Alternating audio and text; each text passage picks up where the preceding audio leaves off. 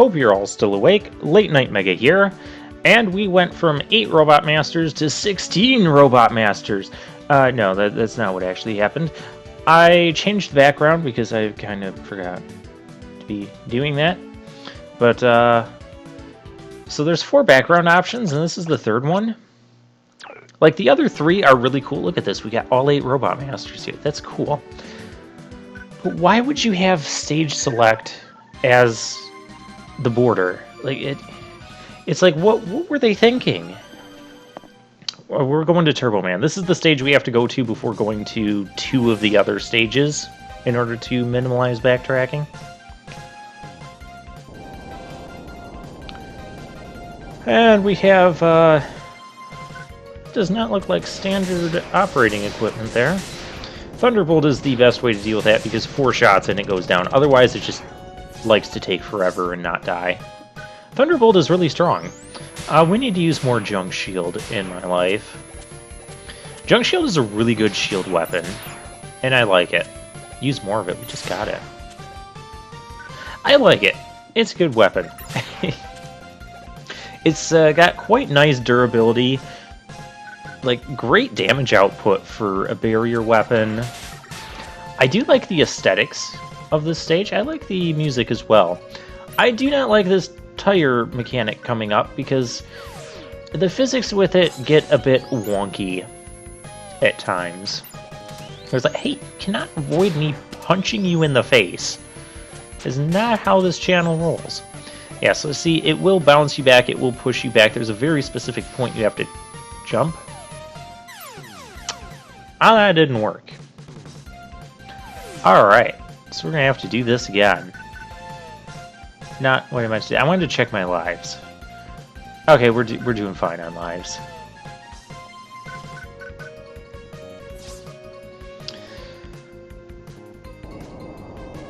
So yeah, I don't know what they were thinking when they came up with the borders. They designed 3 really cool borders, and I'll show off the 3rd one after a couple more episodes. We're gonna have the 8 Robot Masters here. And then they must have been just like sitting around, they're like, you know, we should have 4 borders available to the players instead of 3. And they're like, oh, that's great. What should we do for the 4th one? And I feel like people threw out some great ideas, and they're like, you know what, that's too much effort. What's the most minimal effort we could do? I know. Let's have the stage select be the border. What an awesome idea. Make it happen.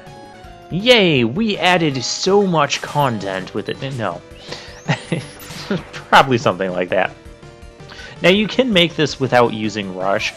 It's just really precise and really finicky of a jump. So you have to jump after that tire passes you, but before the next one comes, there's a very limited range. We actually need to slide here, so. And those tires there, you can't tell, but I'll demonstrate. You can fall down there, and then you're going to go back to almost the start of the level. See, we can't even summon Rush because he has nothing to land on. It's kind of a mean trick because there's no indication that would ever happen before. And that's the only place in the stage where where you can fall through tires like that. I would have liked a demonstration of that in a safe environment where it makes you not backtrack to... Basically, you'll end up backtracking to those first 2 traffic cones that we fought. And you have to fight another one of those spiky bulldozer enemies. Now, there's things to do all over the place here. And I always get it wrong. Because I always think you have to use Rush shirts at the bottom of this ladder. It turns out it's a place over there. But there's also a spot here. You notice Rush land. We can actually go through the wall. There's a false wall. And we found Proto Man again. Proto Man... I'm wearing the circuit plate. Yeah, I like how Mega Man just kind of like shook his head there. Like, are you that incompetent, brother? Yeah, it doesn't allow us to slide. We've already learned this. Thank you for explaining things that I have previously explained.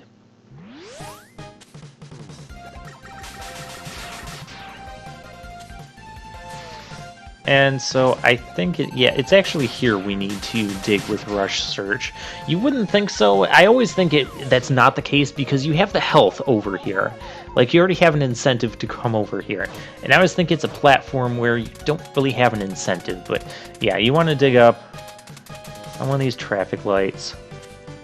And now we get the Super Rocket Punch Arm in the face. That's an upgrade for our S adapter. It adds additional distance and homing capabilities to our punching ability. See? We don't have to... Why are you trying to punch things that are... And this screen... What is going on with my jump? Look at that. That's so weird. Like, I'm hitting my head on the ceiling, but I'm still, like, staying on the ceiling. Oh, great. We can punch the flames in the face. These are not instant death flames. They just hurt a lot, and they're insanely difficult to dodge whether you're using Freeze Crack or not, so it's usually best to just take some hits, and we got through that section without getting hit. Take some hits and just move along. These flames are instant death. That was an easy E we picked up. It's only easy if you know how to get it. I don't know if there's a way you can get everything in that section. So we had quick turbo lasers. We had the one tire thing you fall through, and then the one tire thing that bounces you across the screen. It's like, there's so many different mechanics in this that just do not get reused. By the way, this is a mini-boss that takes a long time to kill if you're not using Thunderbolt. Just throwing that out there. And we've already spent so much time in this stage. Oh, that was cool. And we do not have Turbo Man's weakness, but that's okay. Now, Turbo Man has an attack that can trap you and lock your movement. I'll demonstrate that. Movement is locked, you just sit there and take a bunch of repeated damage. Who thought this was a fun idea? Like, seriously. Turbo Man is my second most hated Robot Master in this game. And that's saying a lot when 7 out of 8 have trapping attacks that impede your movement. I don't know why that's such a theme in Mega Man 7, but every time I play Mega Man 7 it drives me crazy. Now the second thing that's wrong with Turbo Man, everything looks fine. However, the issue is you need to jump when you hear him rev up there. You have to listen for the sound cue in order to dodge that attack. If you wait until he starts moving his car, then you'll be jumping too late and you will take a hit. That's terrible. Again, that's another issue of slow, clunky Mega Man and having to telegraph attacks rather than react to attacks that you're seeing. This is why I like the 8-bit Mega Mans a lot more. I do consider 9 and 10 8-bit. They were made with the 8-bit spirit in mind. But they're so precise and so quick, and you can dodge things like in an instant. And dodge things that make it seem like you shouldn't be... like an attack that's so close to you, you think you're going to get hit, or it looks like you're going to get hit, and then you end up turning it into a really cool dodge. Mega Man 7 can't really do that. It's just, you're either going to dodge something because you prepared to dodge it way far in advance than what you really should. Oh, we're in a dinosaur park. And we have these rolling logs that will never appear after this section again, because why would we use stage mechanics like this more than once? You don't need to use the rush adapter. This could be a spot for rush jet, but we'll just adapt to the situation anyways. And here you've got trees that are impeding our vision. There's nothing even down there anyways. I'll hop down there just to demonstrate. We'll demonstrate our new Scorch Wheel. It's like a half barrier weapon, but it launches and it's slow and clunky. Even by Mega Man 7 standards, it's slow and clunky. It's probably the worst weapon in the game, but it's not that terrible. It's more just like every other weapon outshines it in some way. Like, there's really not too many good situations for it. But you can also tell it's a flame weapon. We're in the woods. You remember Proto Man's hint to us way back in Cloudman stage? Why he told us back in Cloudman stage when we did not have access to Turbo Man or Slash Man stage, I don't know. There's an easy E.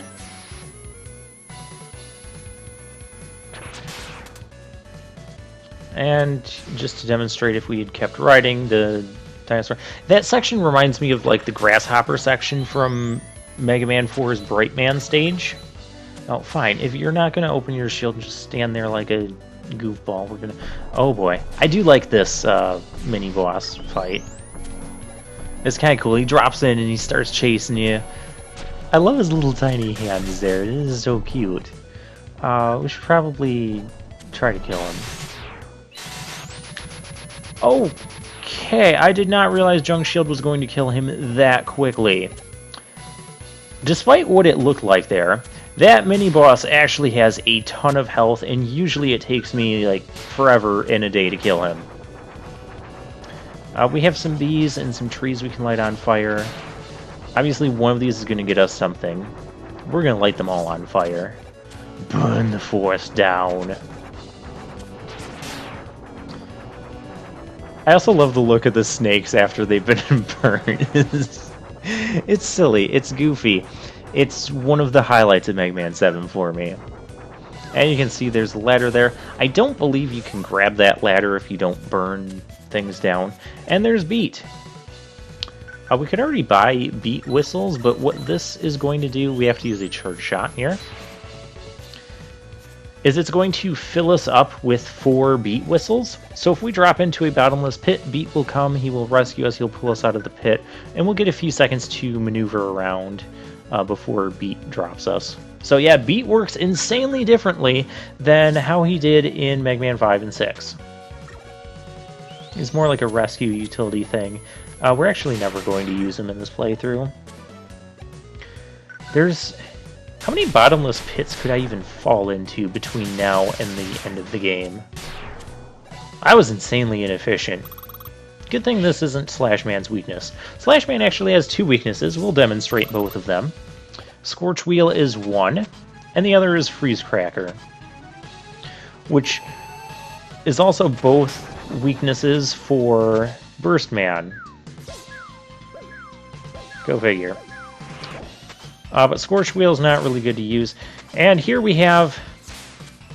This is my most hated boss in the game. My 2 most hated bosses in the game we're taking on in this video. So yeah, when you hit him, he'll go up. He'll eventually do that anyways, so just fighting him with the Buster wouldn't change that. And he drops these things randomly. You get stuck on your head. Supposedly, after so much time, you can break yourself out of them. I have almost never been able to accomplish that before he hits me. Because if it lands on your head, it's the slime goop. I'm calling it slime goop. If it lands on your head, you can't jump. You can walk back and forth. You can't fire your weapon either. If you get it stuck on your feet, you get stuck in place. And you have to... That one you can kind of, but you'll probably get another one plopped on your head. And they come down randomly, which means... Trying to react with slow, clunky Mega Man generally means you probably aren't going to react in time, and it's more of a luck-based thing to be able to dodge those slime goops than anything else, and I really, really dislike that. And why do we need another Robot Master that impedes our movement? We've had enough of those. All of them except Cloudman have done that to us. Well, technically I didn't allow Burst Man to do it to us, but you get what I'm saying. Alright, we get Slash Claw. It is also a pretty terrible weapon, but it has its uses. But I will see you guys next time.